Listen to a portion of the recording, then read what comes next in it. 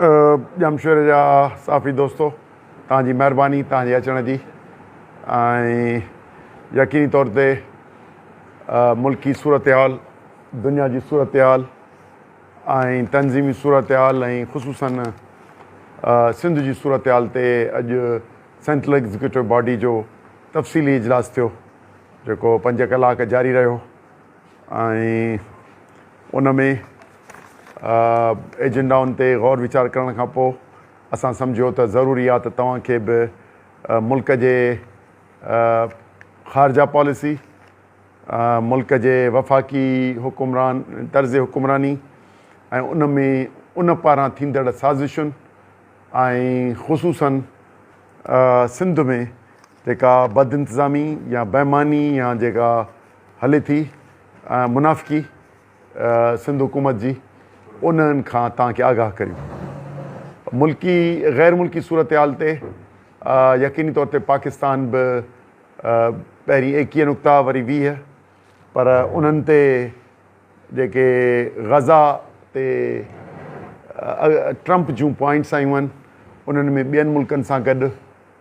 पाकिस्तान बि शामिलु थियो जंहिंमें इजिप्ट त हुई सऊदी हुई पर यूरोपियन यूनियन खां सवाइ पाकिस्तान बि उनजी सपोर्ट कई आहे जंहिंजे करे यकीनी तौर ते उनजा असरात असां ते थींदा। पर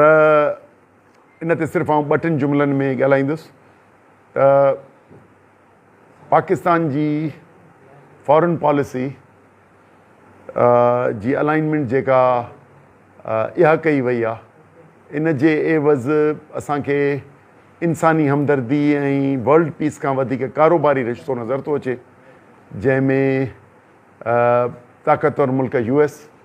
असांजे मादनी वसीलनि जो सौदो कयो आहे उन्हनि खे ॾिना विया आहिनि हितां वञी प्लेटम रखी ऐं हासिलु हिननि इहो कयो आहे उहो आहे त सिक्योरिटी सर्विसिस इन रीजन में सऊदी में बेस करे ऐं इन रीजन में असीं पाकिस्तान फ़राहम कंदो। हाणे इहो इन जा कुझु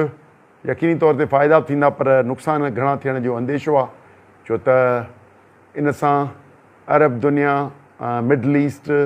ईरान ऐं उन्हनि जे तालुका जो छा थींदो इहो ख़ुदि हिकिड़ो सवाल ई आहे छो त पाकिस्तान माज़ीअ में हमेशह इन खां बचंदो रहियो आहे त कंहिं बि कॉन्फ्लिक्ट में रिलीजियस जेके मुस्लिम मुल्क आहिनि उन में पंहिंजूं फ़ौजूं न मोकिले पर हिन वक़्तु यमन ईरान इहे सभु सुवाल आहिनि जेके अॻिते थींदा। सो उन करे असांजी हमेशह इहा घुर रही आहे त यकीननि मुल्क जी सिक्योरिटी तहत ते फॉरेन पॉलिसी ठाही वञे पर उन सां गॾु पब्लिक फ्रेंडली हुजे कंहिं जुआ न हुजे असांजी अवाम जे भलाई लाइ हुजे ऐं असांजे पाड़ेसरी मुल्कनि में इन जे करे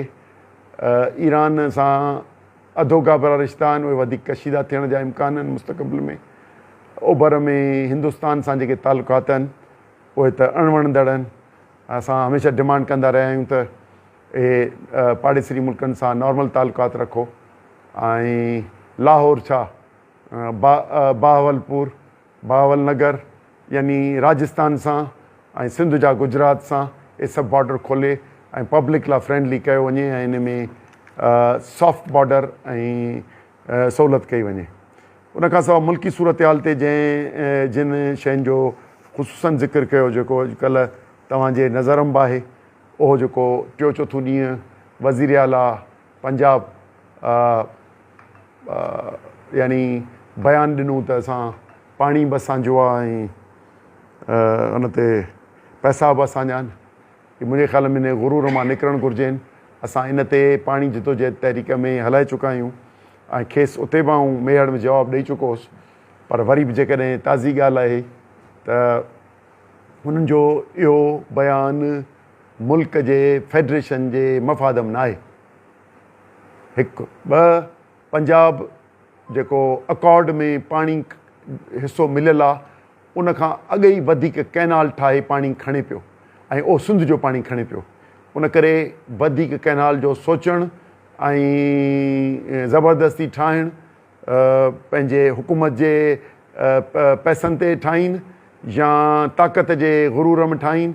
या ताक़तवर धुरियुनि खे हिसेदार ज़मीनुनि ऐं पाणीअ में करे ठाहीनि, सिंध खे कंहिं सूरत में क़बूल न हूंदो। उन करे असांजे मज़मत कंदे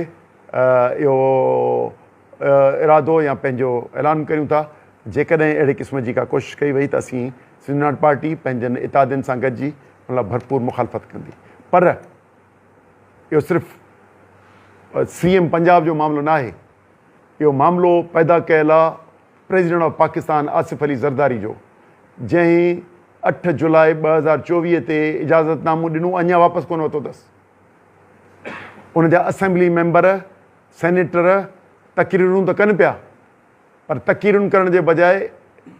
प्रेसिडेंट हाउस मां इन्हनि कैनालनि खे वापसि वठण जो एग्ज़ीक्यूटिव ऑर्डर कढाए छॾे त इन ते हूअ ॻाल्हाए बि न। पर छो त इन जो इजाज़तनामो उन ॾिनो आहे, सिंध जे माण्हुनि ताक़त जे ज़रिए उनखे रोकियो ऐं 28 ते काउंसिल ऑफ कॉमन इंट्रस्ट खे अवामी ताक़त जे ज़रिए विहारे ऐं उनखे पोइते करायो। सिंध जे माण्हुनि करायो, पर असांजे प्रेसिडेंट ऑफ पाकिस्तान इहो इजाज़तनामो ॾिनो। हाणे CCI में का वरी बि बहस हेठि आणे छॾियो आहे, यानी वरी बि ठाहींदा। ऐं इहो असां मुतालबो था करियूं प्रेसिडेंट ऑफ पाकिस्तान खां त इन खे एग्ज़ीक्यूटिव ऑर्डर कढी ऐं वापसि करे, ऐं पीपलनि खे बि चऊं था त पंहिंजे प्रेसिडेंट ते दबाव विझो, तक़रीरूं हुन ते CM पंजाब ते करण जे बजाए पंहिंजे प्रेसिडेंट वटि MNA MPA ऐं सेनेटर गॾिजी वञनि, एग्ज़ीक्यूटिव ऑर्डर कढी इन कैनाल खे मुस्तक़िल तौर ते ख़तमु कयो वञे।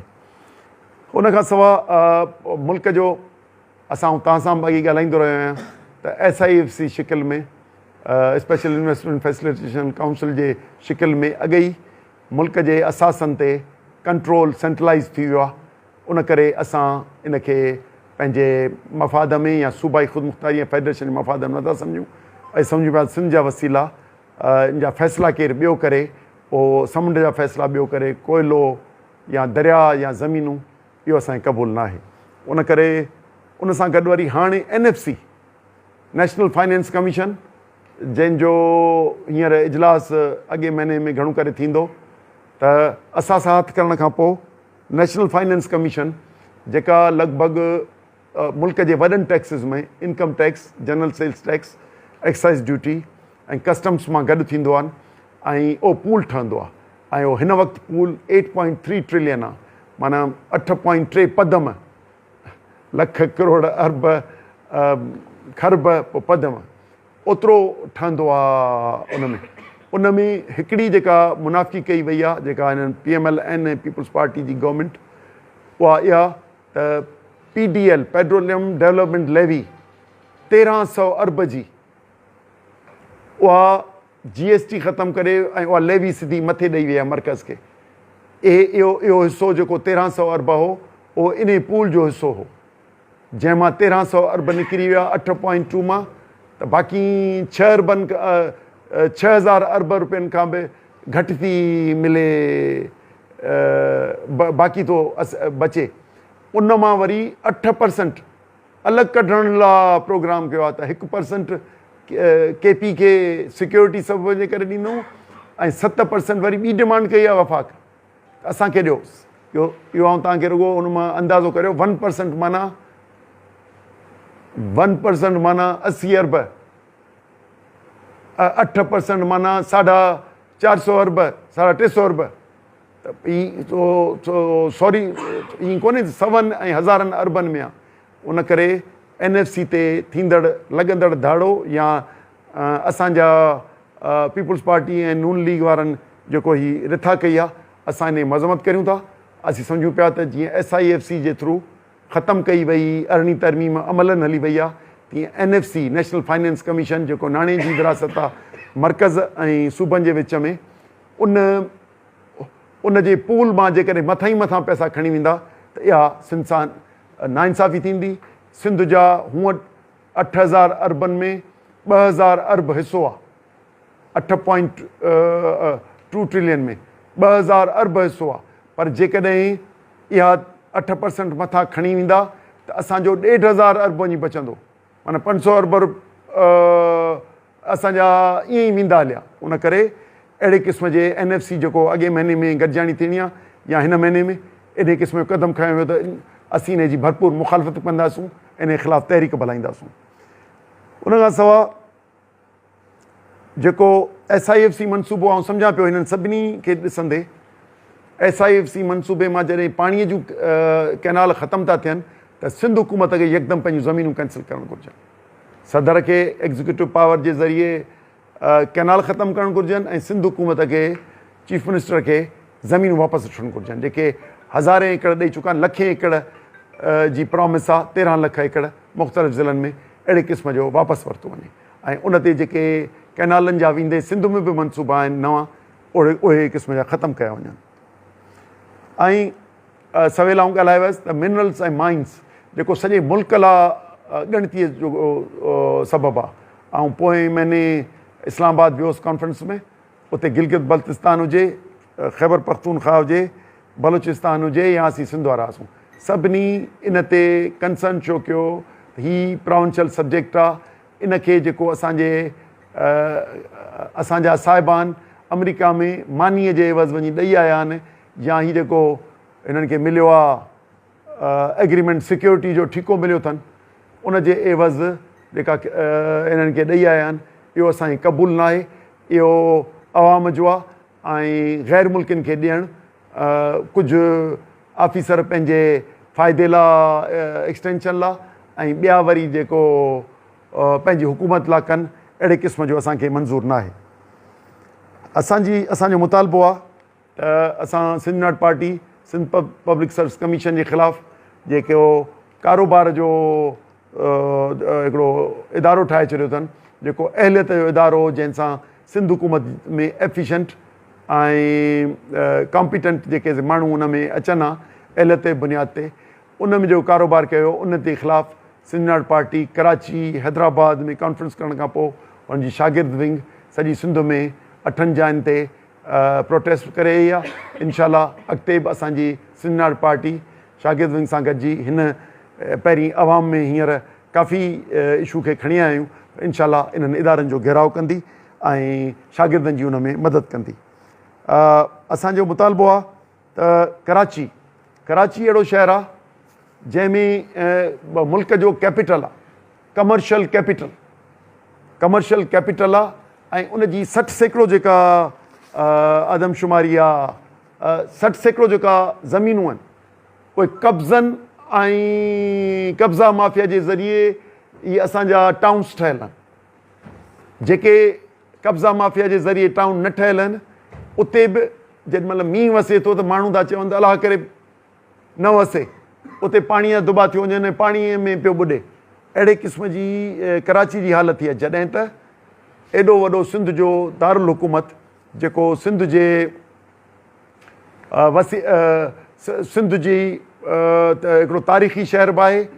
ऐं पाकिस्तान जो कमर्शियल कैपिटल बि, सिंध जी हब आहे, मईशत जो हब आहे, जंहिं वटि पोर्ट आहे पंहिंजो, जंहिं वटि पंहिंजी इंडस्ट्री आहे, जंहिं वटि ट्रेड आहे, सॼो हिते ई थो थिए। त इन जी अहिड़ी उजड़ियल हालत जेको वाटर सप्लाई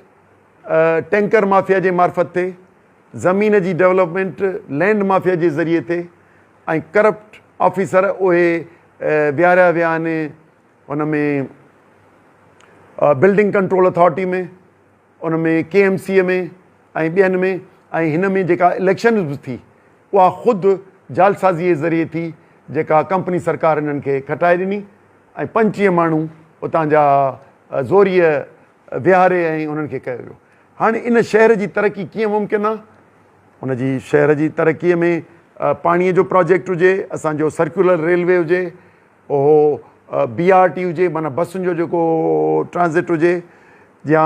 गंदो पाणी जेको आहे उनखे ट्रीट करे पोइ समुंड में विझे, जीअं समुंड असांजो दुनिया जे कंहिं सुठो इन्वायरमेंट वारो, हेल्दी इन्वायरमेंट वारो उहो हुजे, या रोडनि जी रिहेबिलिटेशन हुजे। उन्हनि खे लॻभॻि 900 अरब खपनि। असीं था चऊं त बाबा सिंध हुकूमत ऐं पाकिस्तान गवर्नमेंट ॿई अधो अधु करे ऐं हुनखे उहे मुहैया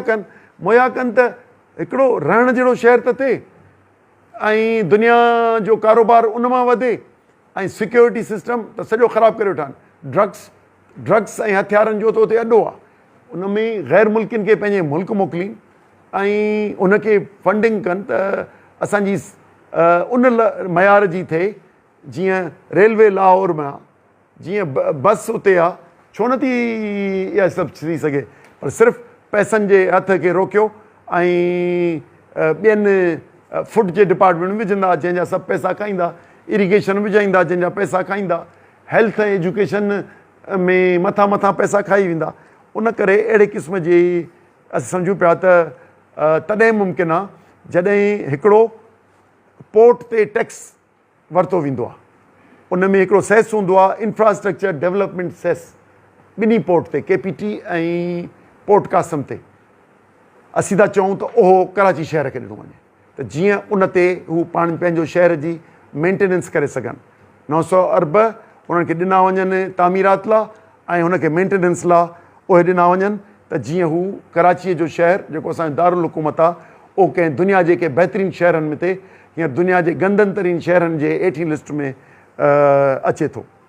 असां उन खां सवाइ इन सिंध में ख़ुसूसन बद इंतिज़ामी नाइंसाफ़ीअ जी इहा हद आहे जो असांजा जेके एम्प्लॉइज़ आहिनि, गवर्नमेंट एम्प्लॉइज़ आहिनि, जेको सी ऑर्गेनाइज़ेशन आहे, अलाइंस आहे जेको सिंध एम्प्लॉइज़ अलाइंस, उन में हुननि तहरीक पिया हलाइनि ऐं हक़ु कहिड़ो पिया घुरनि? जेको मिलियल आहे पेंशन जो, जेको मौजूदा मुलाज़िमनि खे मिलियल आहे, हुन ऐं हुननि जी घरवारी, उन्हनि खे जेको टैक्स मिले थो, उहो जेको पेंशन मिले थो, उन में कटौती था कनि 15 साल ऐं ॿिया ऐं ॿियनि सूबनि में जे बराबरि बि न, ॿियनि सूबनि जे बराबरि हुननि जो आहे त असांखे ॾियो। इहो टाइम महदूद न करियो, जेसि ताईं जीअरो आहे को एम्प्लॉई त उनखे मिली वञे। असां सिंध नाट पार्टी उन्हनि जी भरपूर अॻे बि ऐलान करे चुकियो, भरपूर हिमायत जो ऐलान करे थी ऐं इनशाला असां उन्हनि सां राब्तो करे जंहिं बि क़िस्म जी हू चवंदा असीं उन्हनि जी ओड़े क़िस्म सां सिंधी नाट पार्टी उन्हनि सां भरपूर ताउन कंदी। महिरबानी, थैंक यू। उन खां सवाइ कराचीअ में 9 अक्टूबर ते सिंधी नाट party, Sindh united thinkers forum, उहे हिकिड़ी मुल्क जे फॉरेन पॉलिसी ऐं अवाम जी भलाईअ लाइ हिकिड़ी कॉन्फ्रेंस करे थी, जेका इन सॼे ते पंहिंजा वीचार वंडींदी त अवामी कहिड़ी फॉरेन पॉलिसी थी सघे,